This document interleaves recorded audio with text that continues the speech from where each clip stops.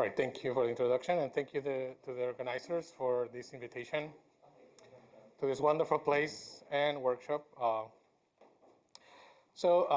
was asked to give a tutorial on Terahertz and Raman spectroscopy of magnons. And although the title here, see if I can figure it out, says quantum magnets, most of what I'm going to say actually can be sort of thought of as semi-classical physics. And that's mostly because that's how I understand things. I like quantum mechanics, but it's more complicated. So first, I'd like to thank all the people who are involved in this work that I'm going to show you. My former students are here at the top left, who all of them have graduated and contributed to this work. 2 undergrad students who also did a lot of work, Chase and Alex, and also the groups of the theorists at Ohio State, Yuanming Liu and Nandini Trivedi.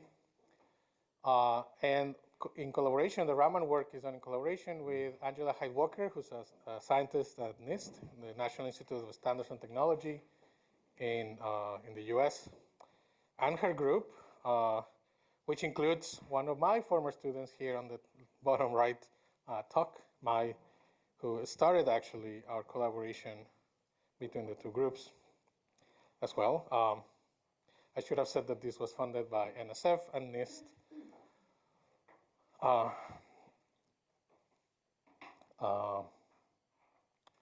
NSF and NIST. All right, so I'm going to talk to you about magnons, and we had a wonderful introduction in the morning about magnons and topological magnons.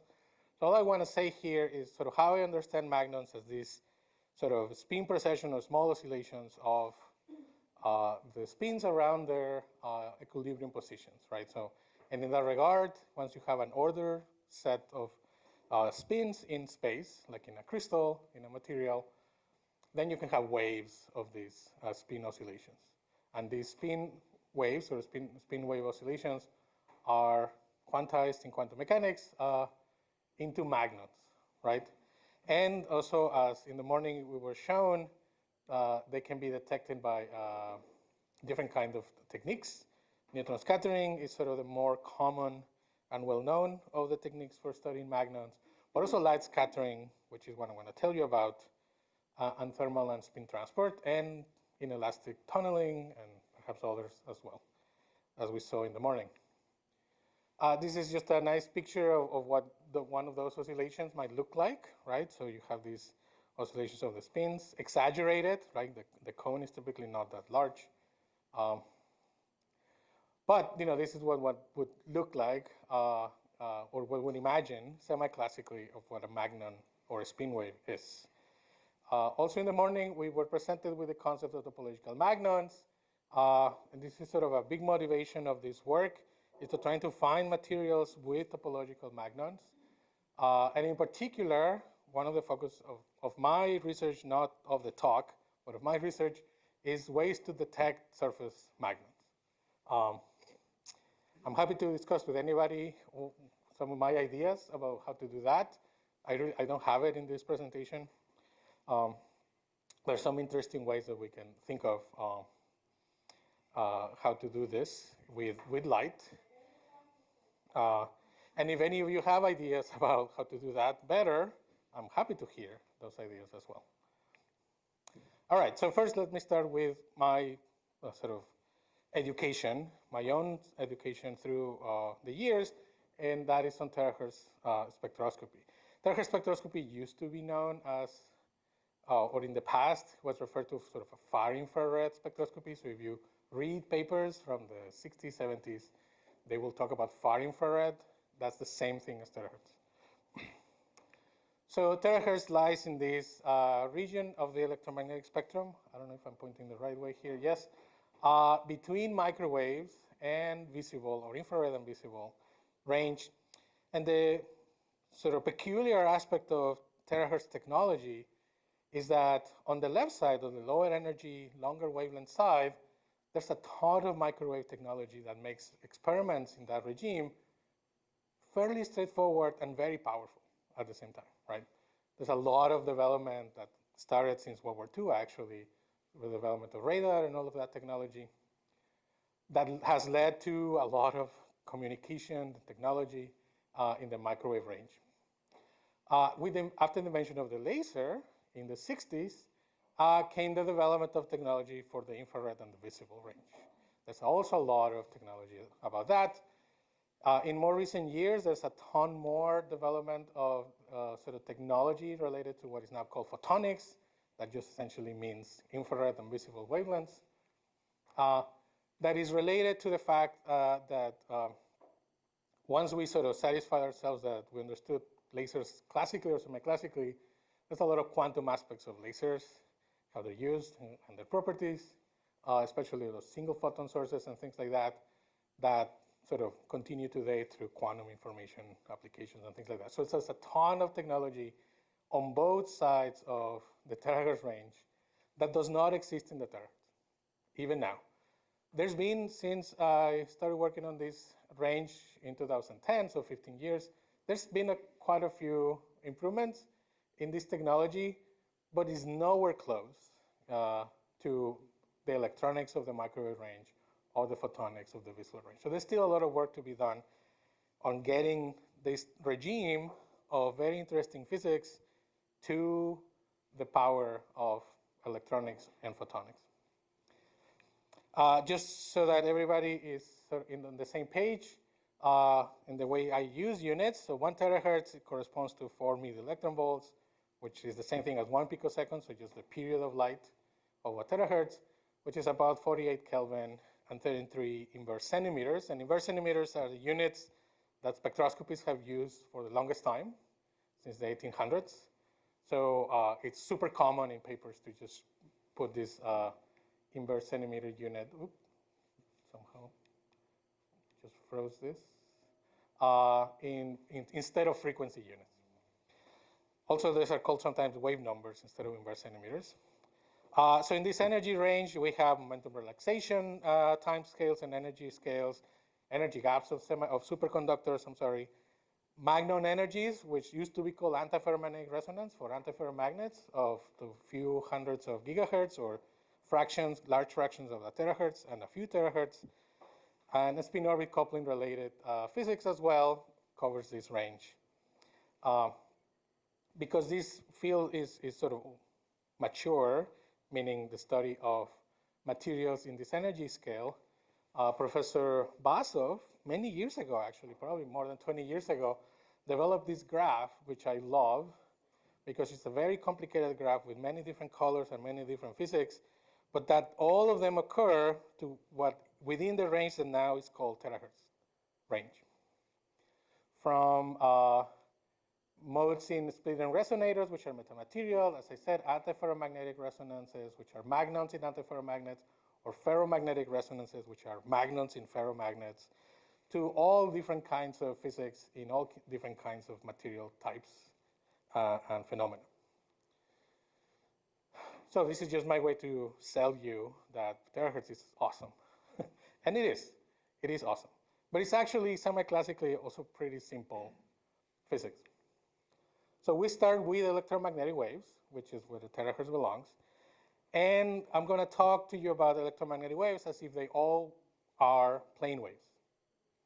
In real life, they're not, but we treat them as plane waves because it's just easier to talk about it this way. So a plane wave of electromagnetic wave is made up of electric and magnetic fields that oscillate in time and space and propagate along some particular direction, which here is called the Z or Z, sorry, I'm in Europe, the Z direction. A material can respond to, or a piece of matter responds to electric and magnetic fields by creating or responding with a polarization dipole moment, P, or a magnetization dipole moment, M. Right? Note here at the bottom, thanks to quantum mechanics, that a light can have momentum, P, which is inversely related to its wavelength. So long wavelengths mean small momentum.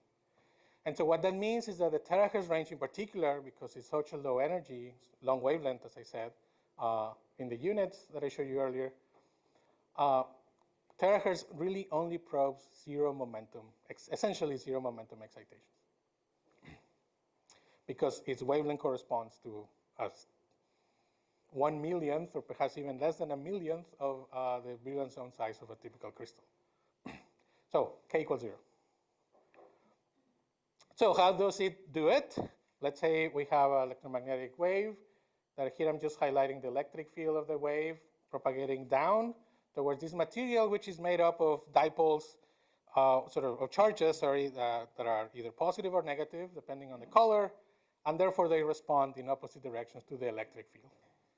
So an electric dipole excitation would be one in which, one in which there's a net dipole moment. Let's say the green and the red form a unit cell of this material, and as you can see, there's a charge, let's say positive, negative moves to the right, positive moves to the left. There's a net dipole moment in the unit cell. That net dipole moment is what's coupling to the electric field of the electromagnetic wave. So every single electric dipole excitation must have a material that responds in an electric dipole fashion to an electromagnetic wave, must have a dipole moment in the unit cell. And what that means, it has a dipole moment at k equals 0. The same is true for magnetic dipole excitations, the ones that respond to the magnetic field of the terahertz or the electromagnetic wave. Now I tried to draw sort of spins that are kind of oscillating. That was harder than I thought. So it took a long time. So it's not animated. Sorry about that. I wish it was. But essentially the same way. Now you have a magnetic field that interacts with the magnetic dipole that is generated within the unit cell of this hypothetical magnet material. So magnons that have a net magnetic dipole moment at k equals 0 are the only ones that can be excited with terahertz radiation. That's important, right? So these are magnetic dipole excitations. There could be magnons that have no net magnetic dipole moment at k equals 0. So those cannot be observed by terahertz excitations, but could be observed with other techniques that I'll show you later. But now in the terahertz part of the talk, only magnetic dipole magnons or magnets that have a net magnetic dipole moment at k equals 0 can respond to the terahertz field. I should also put a parenthesis that I didn't include in the presentation, but I was motivated by one of the previous talks that talked about multiferroics. In multiferroic materials, which have some kind of electric and magnetic order simultaneously, there are magnets that are electric dipole. In fact, that was my PhD research a long time ago. And those magnets are called electromagnets. So magnets that respond to the electric field of the electromagnetic wave, meaning they have an electric dipole moment, those are called electromagnets.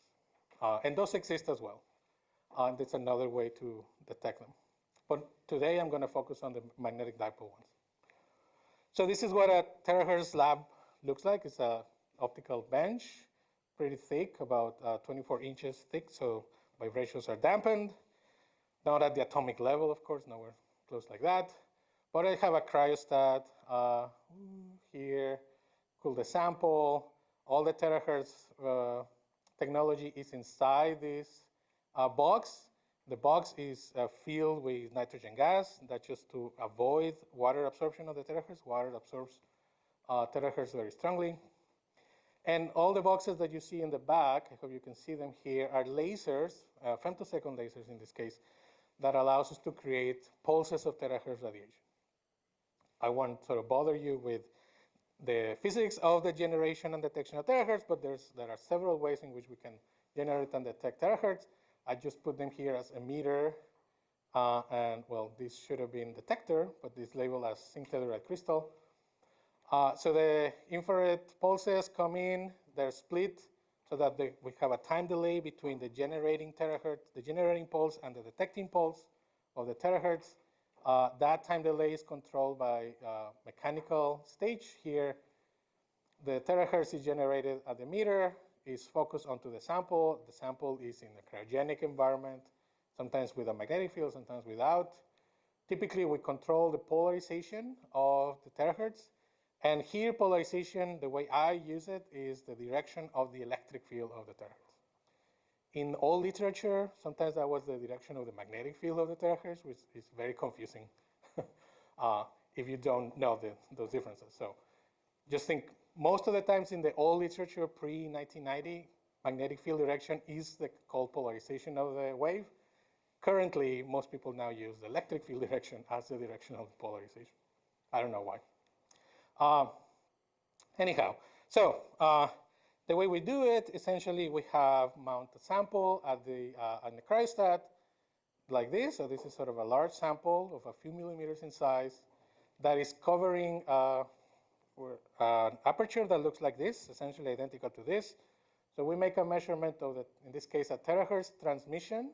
So how much of the terahertz goes through the sample, how much of the terahertz goes through the apertures or the reference, and divide them one by the other, and we get the transmission function of the terahertz. And as you can see in this particular example that I have here, just a made-up example, essentially, this large dip of the radiation at some particular energy that corresponds to, I don't know, 0.6, 0.7 terahertz here, gives us an indication of an excitation that absorbed some of that terahertz.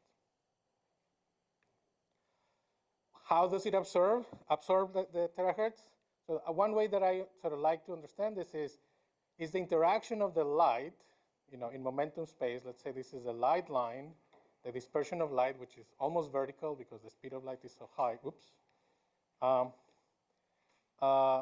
With the dispersion of the magnon, which I just made up here, a magnon in red, and where they cross, which is going to be, again, very close to k equals 0, if the magnon can interact with the magnetic dipole, with the magnetic field of the terahertz, there will be essentially an avoided crossing around this point, and that avoided crossing is what leads to this decrease in the transmission here on the bottom right as a function of energy, right?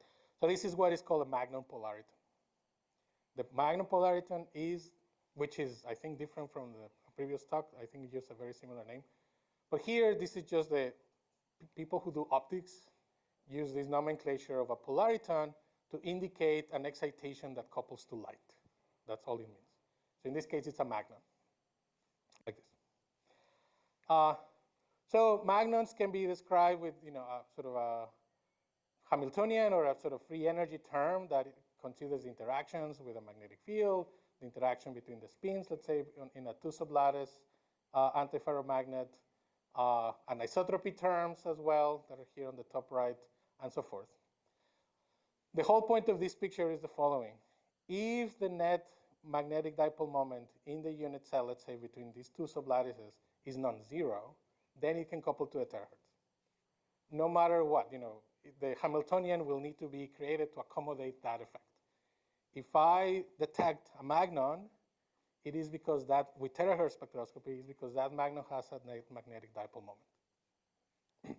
So in a two sublattice antiferromagnet, those magnons end up being sort of circularly polarized, right? They are essentially precessions around these circles of the combined precession between the spin up and the spin down oscillations. If we have some kind of anisotropy in the plane so that the two oscillations are not of the same size, then we have sort of elliptical oscillations of the two spins, which create linearly polarized magnons. So they respond to one particular direction of the magnetic field and not to the circular polarization as the uniaxial anisotropy one. And depending on the direction of the anisotropy, then you have linearly polarized magnons along the y direction or on the x direction. And that coupling shows up in the Hamiltonian in sort of a term that looks like this. Some coupling constant times the magnetic field of the electromagnetic wave times the magnetic dipole moment of the spin, of the magnon in the unit cell. Again, this is a sort of old theory from the 50s by Keffer and Kittel, and then much, and through the years, others as well have sort of improved on this. But this basic picture is just to say magnetic dipole moment in the unit cell of the oscillations is the only way that terahertz spectroscopy can detect magnons.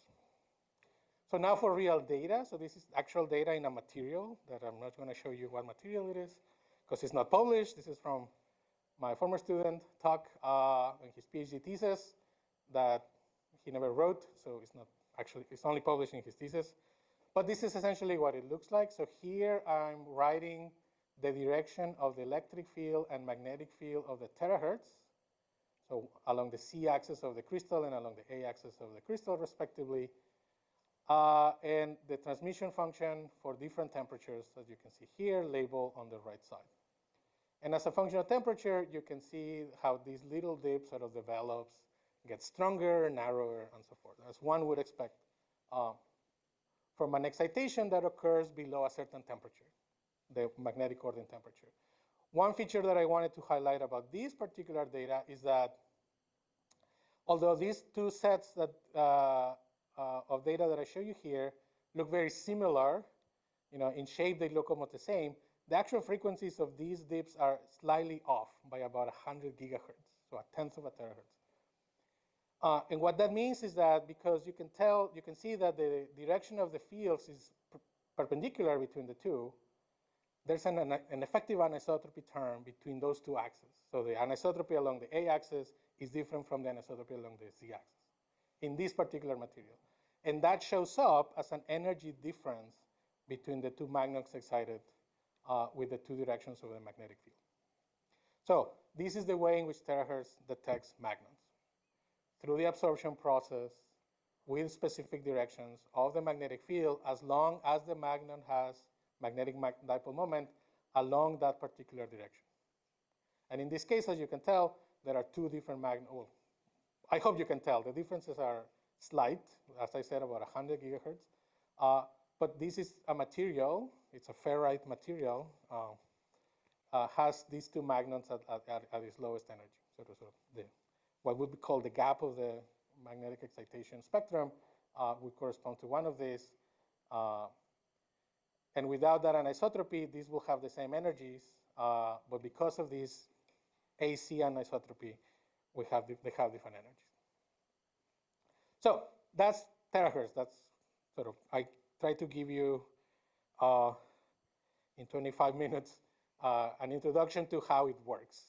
I hope you can take this information and see a terahertz paper in the future of magnetic material and tell, oh, that they're not lying to you at the very least. or how much they're hyping up their data or their interpretation. I'm so much against hype that I hate those papers. All right, now I'm gonna sort of do the same with Raman spectroscopy. So Raman is a much more complicated process. Terahertz, I think in my mind, is fairly simple. Raman is not. We have spontaneous Raman, or sometimes also called non-resonant Raman, and resonant Raman. How does it work? You shoot a laser of some energy here on the left side. It's kind of hard to manipulate this. There's a laser that takes the material from the ground state to some high state. In the non-resonant case, that high state is a virtual state. It's not a real state. In the resonant case, it's a real state. So there's an actual photon absorption in the resonant Raman process. In that high energy state, there's either an excitation or a creation of a magnon in this case. Somehow, okay, this is something else that doesn't show up. Now I just saw it, sorry. And if the magnon is created, what that means is that the photon lost energy, the system lost the photon, the energy given by the photon to the system part of it is used to create an excitation, in this case a magnon, and then the photon that is emitted back out has a lower energy than the original photon that went in. This is called the Stokes process. When the magnon is destroyed, meaning that energy was given to the system by destroying the magnon, then the emitted photon is of a higher energy than the one that came in, and that's called an anti-Stokes process. The same happens if the process is resonant. The only difference is that the excited state is either virtual or real. The only difference that this has, the main difference experimentally that it has, is that the signal just increases by orders of magnitude from a spontaneous process to a resonant process.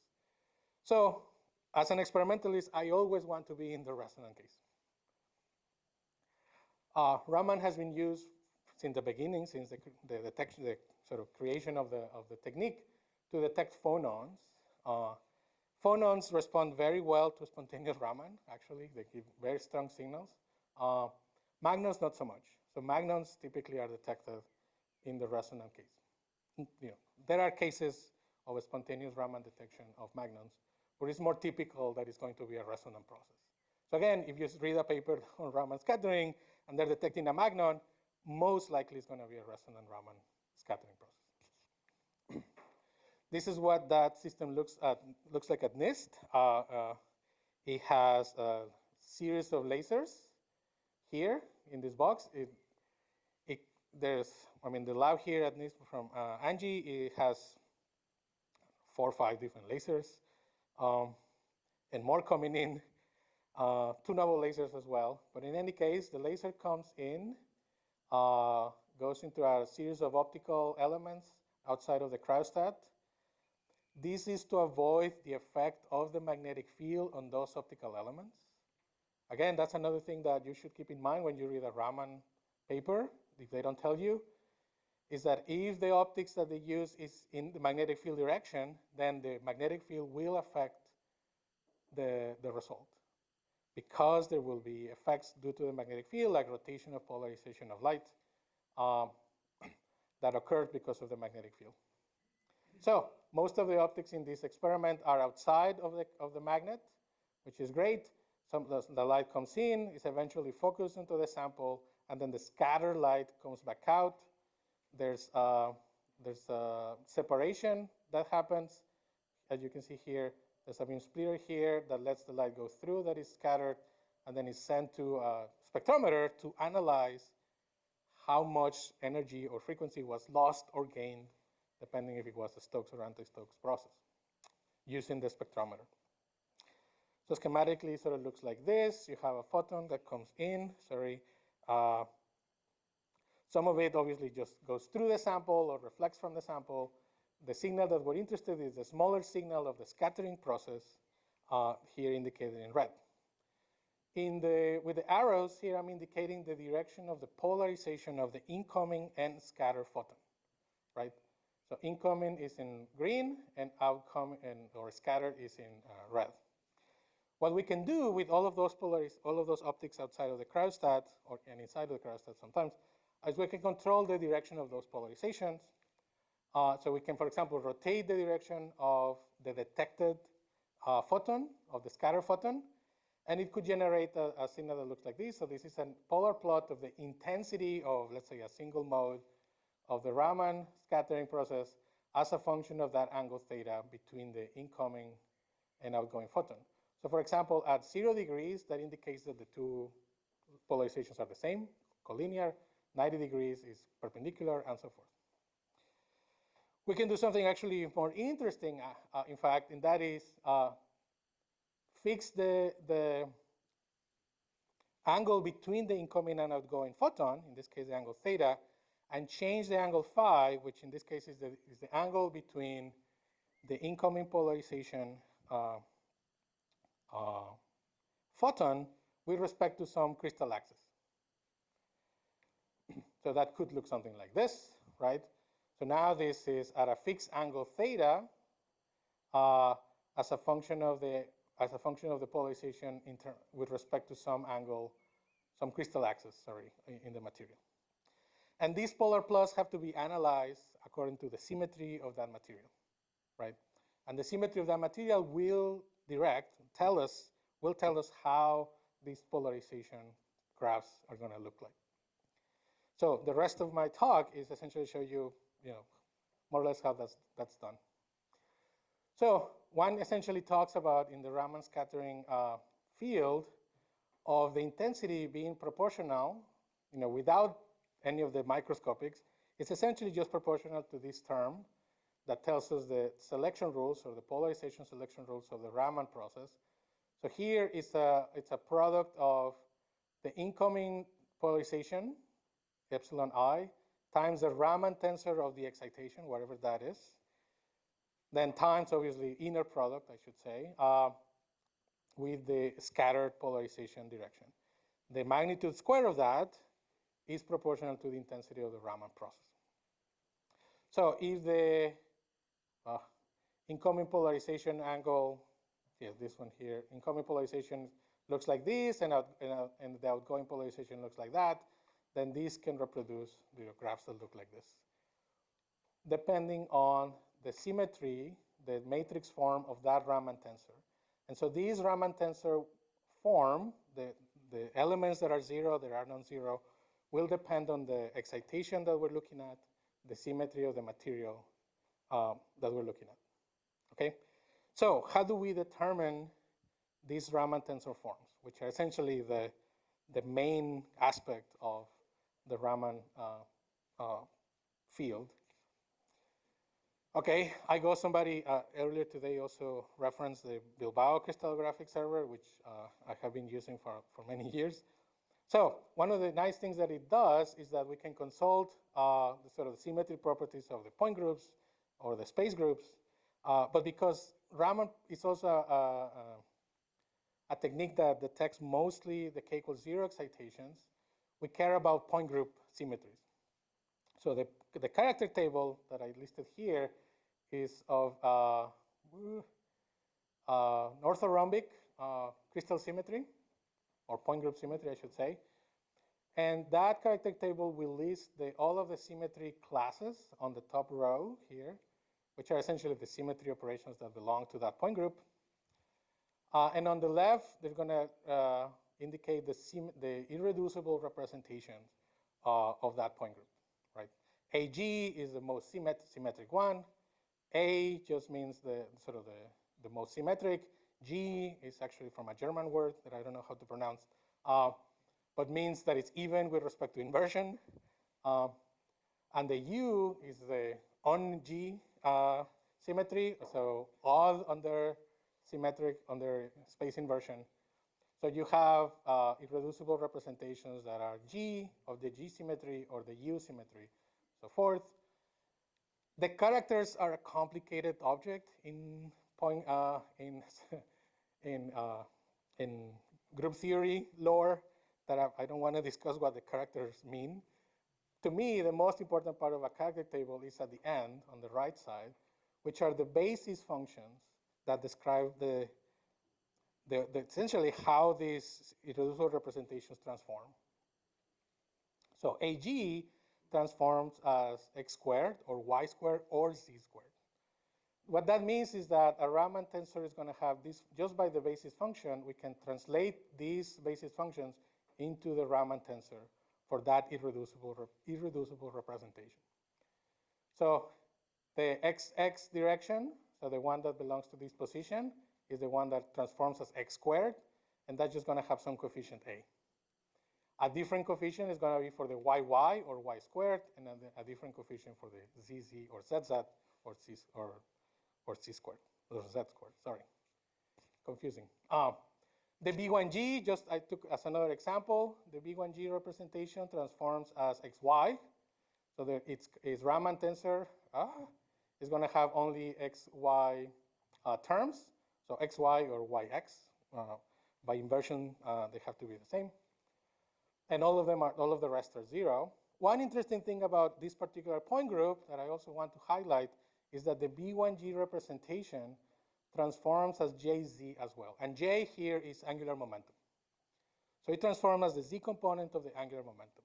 What that means is that if a magnon transforms, or the magnon excitation transforms as a B1G reducible representation of this point group, it means that it's going to have a magnetic dipole moment along the Z-axis, which means that terahertz spectroscopy could detect it if an experiment was made.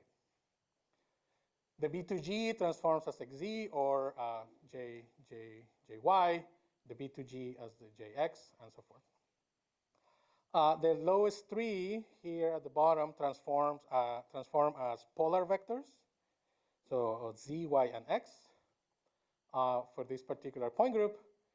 And so that means that an excitation that transforms as B1U is detectable as an electric dipole excitation along the Z-axis, Z-axis, and so forth for the other ones, right? So this point group, MMM or D2H, is fairly simple. It's orthorhombic. The crystallographic axes are perpendicular to each other. So it's sort of one of the simplest things to show you sort of how, as a Raman practitioner, Raman spectroscopy practitioner, I use these tables to figure out what the Raman tensors are supposed to look like. Oh, sorry. It gets stuck. How the Raman tensors are supposed to look like and what the symmetries of those modes are supposed to be. Let's look at a slightly more complicated and more interesting, therefore, point group. I call this C3I or 3-bar. Here, one of the characteristics of this particular point group that other point groups share is that some of its characters are complex numbers. You see the letter W here, it's a complex number.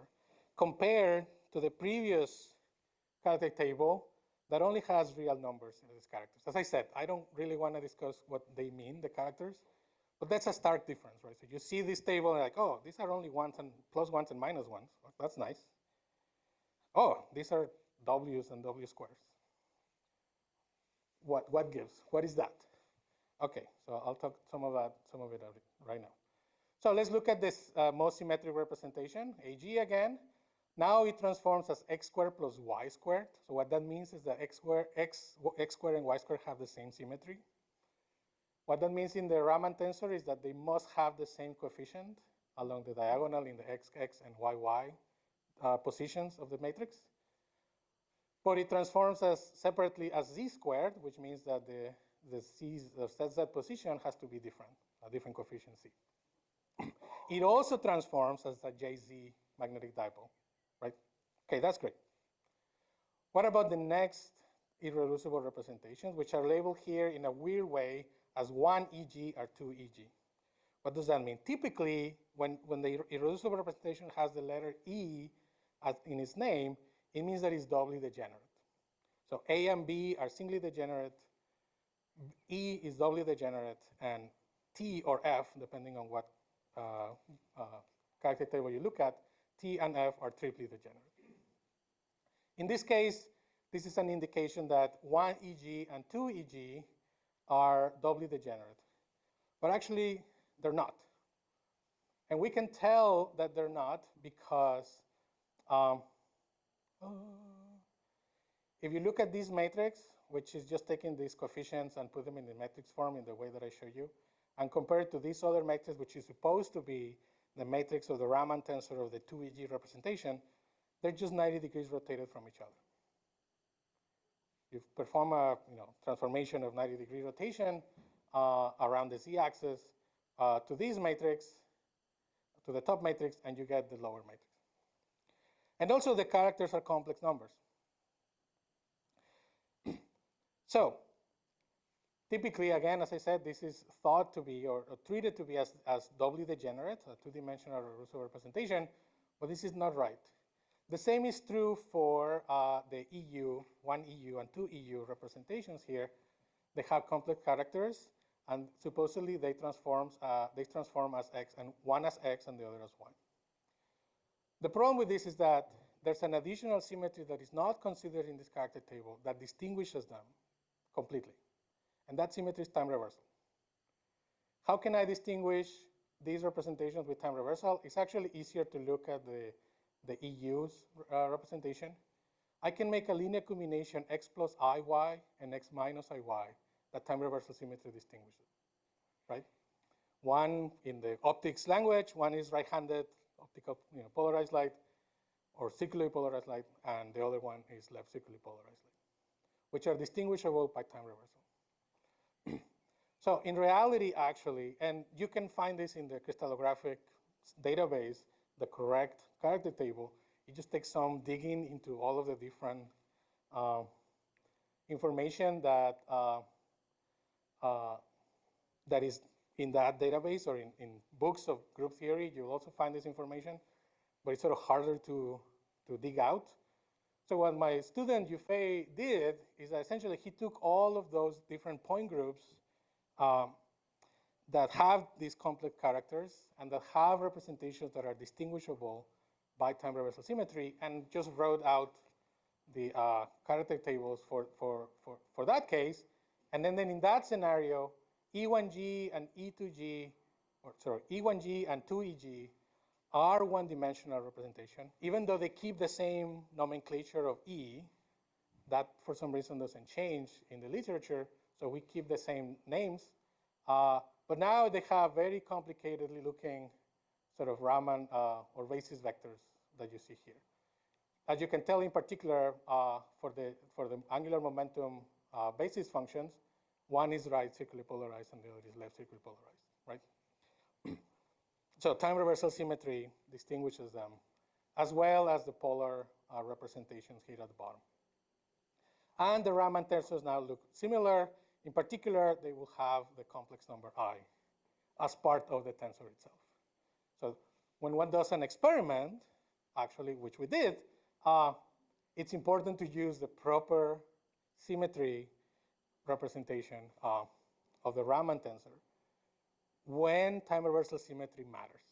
If time reversal symmetry doesn't matter, then the previous tensors and the previous character table is fine to use, and everybody has been using them for a long time. But now that we're doing Raman on magnons, and magnetic materials with time reversal is broken, then we better use that symmetry to properly write the basis functions and the character, sorry, the matrix representations of the tensors.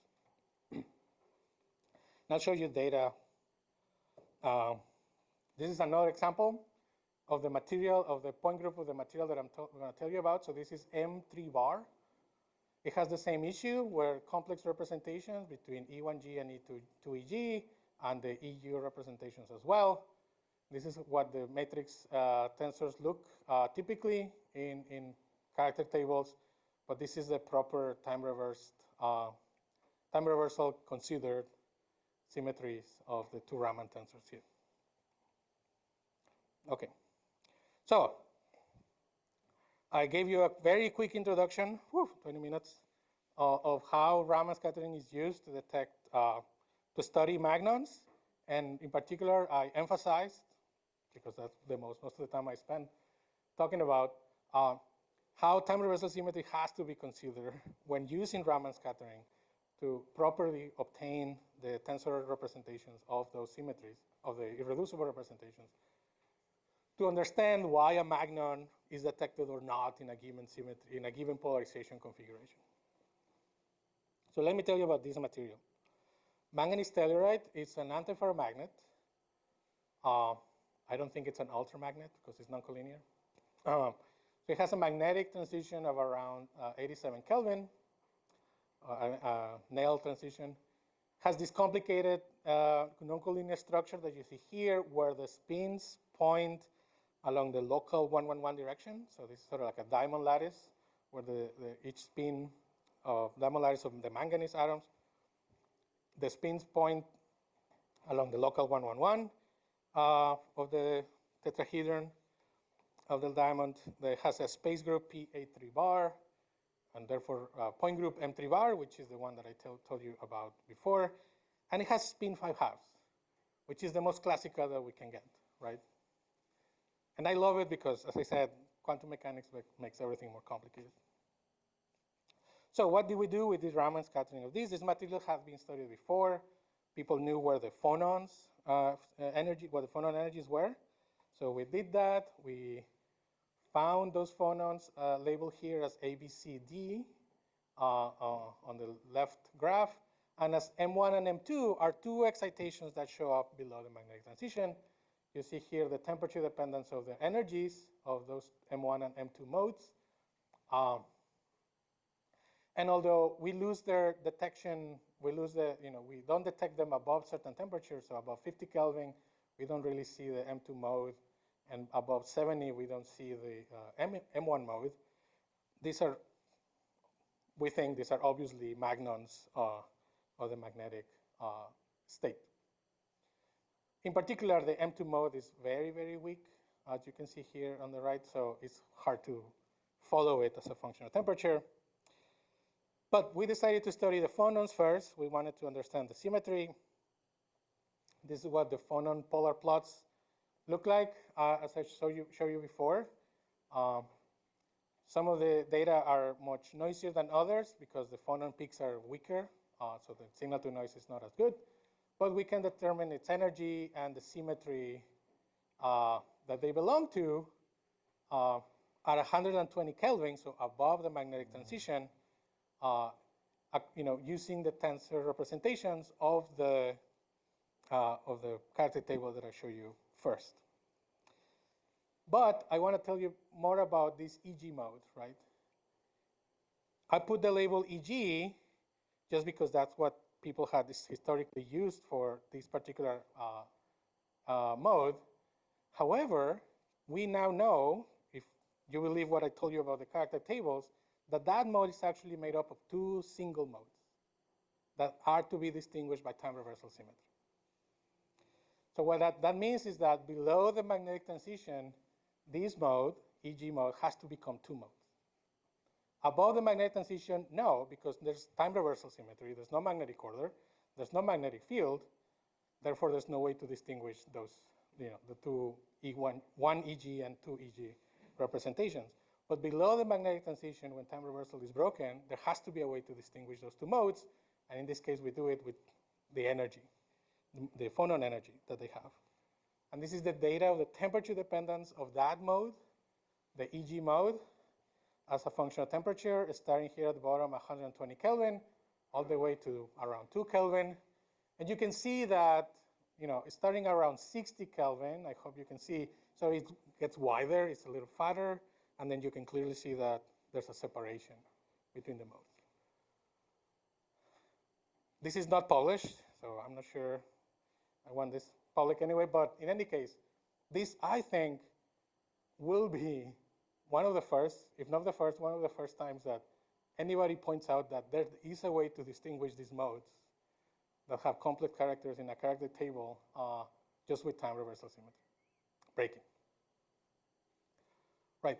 One potential way to understand this is that, there's a symmetry change, crystal symmetry change, and now you split the doublet into two singlets. But actually, there's no evidence in any other measurement in this material that there's another transition below the magnetic temperature of 87 Kelvin. So to me, a more natural way to understand this splitting of this EG phonon is that it's actually two modes that were there overlapping at the same energy when there's no time reversal symmetry to distinguish them. But once time reversal symmetry is broken explicitly by the magnetic order, now these two can have different energies. They're different modes, so they have different energies. Yeah.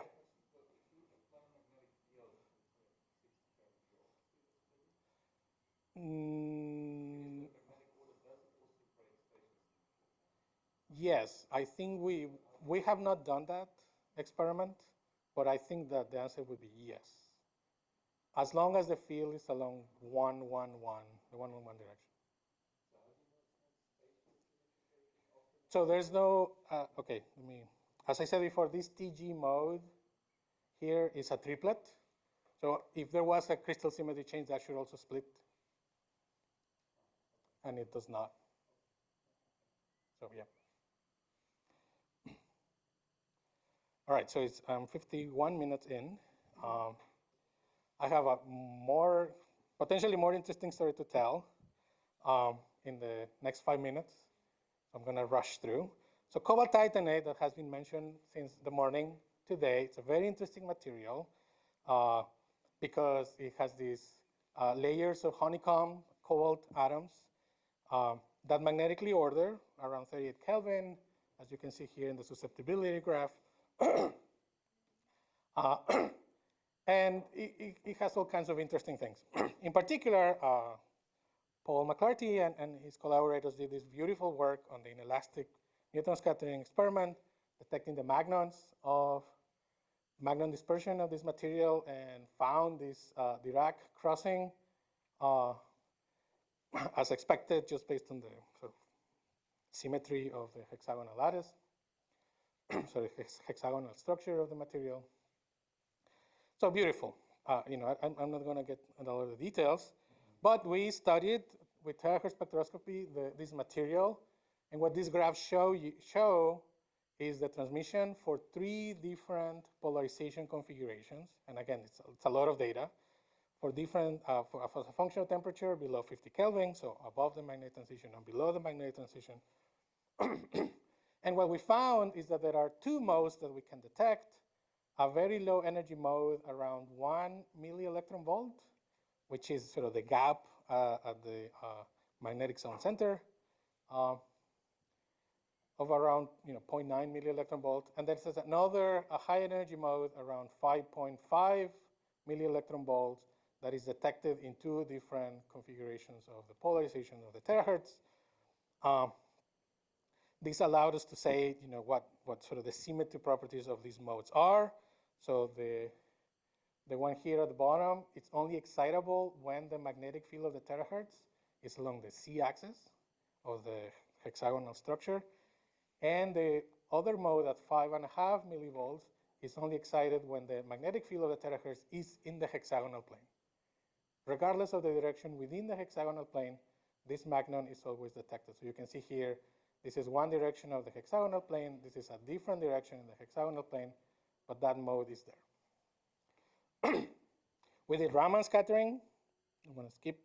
We detect the same two modes. So at zero field in yellow, the same two modes, 0.9 millivolts and 5.5, and they evolve like this as a function of field up to 9 Tesla. Then we went, well, actually we didn't go. We sent the sample to our collaborators in France where they have a higher magnet, and they can follow the magnetic field dependence of those two magnons. In particular, the higher energy magnon sort of softens almost all the way to zero, at least down to the detectability limit of the instrument, and the other just grows quasi-linearly at high field like this. The two lines that you see there are models based on the work of Paul McClarty, actually, that we modified a little bit to open the gap at the sun center and to give us this nice fit to the magnetic field dependence of the modes.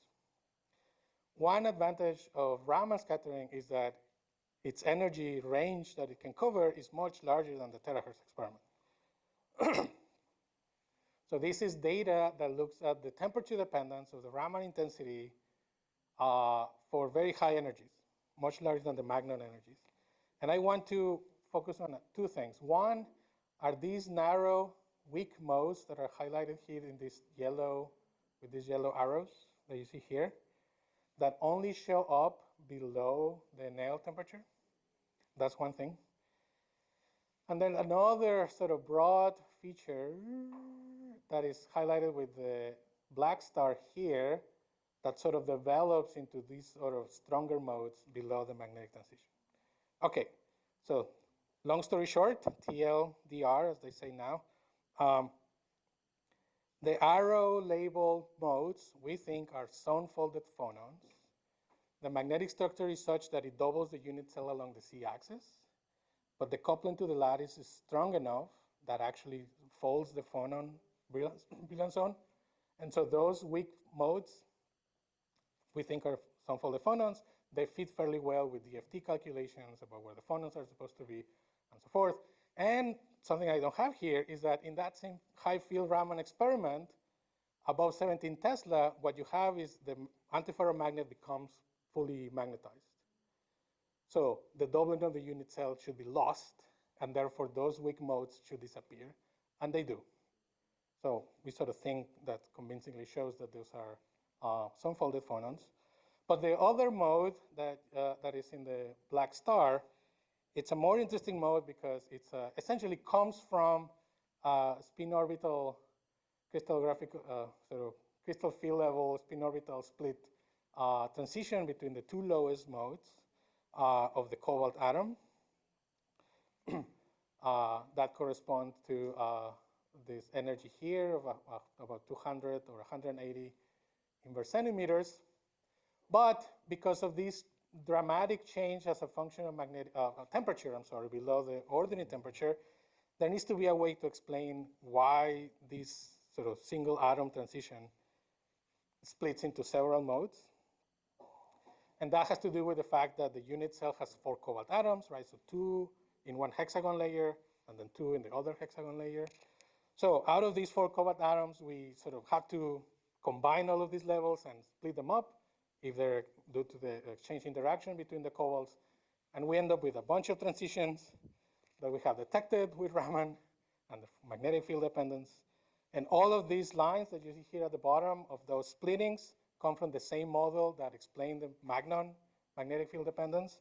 So we're pretty happy with our model that is published in this paper, in this PRB. And I'll just put the summary because the chair is already up and I need to shut up. Thank you.